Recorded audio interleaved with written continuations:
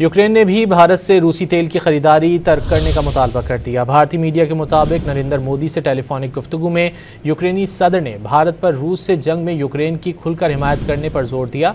X पर जारी पैगाम में सदर ज़ेलेंस्की ने बताया कि उन्होंने भारतीय वज़ीर आज़म नरेंद्र मोदी के साथ तवील गुफ्तगू की, जिसमें उन्होंने रूसी तेल पर पाबंदियों पर तबादला ख्याल किया और सितंबर में मुलाकात करने पर इत्तेफाक किया। ज़ेलेंस्की ने लिखा कि ये अहम है कि भारत हमारी अमन की कोशिशों की हिमायत करे और इस मौक़िफ़ से मुत्तफ़िक हो कि यूक्रेन से मुतालिक हर चीज़ का फ़ैसला उसकी शिरकत से होना चाहिए। यूक्रेन ने भी भारत से रूसी तेल की खरीदारी तर्क करने का मुतालबा कर दिया। भारतीय मीडिया के मुताबिक नरेंद्र मोदी से टेलीफोनिक गुफ्तगू में यूक्रेनी सदर ने भारत पर रूस से जंग में यूक्रेन की खुलकर हिमायत करने पर जोर दिया।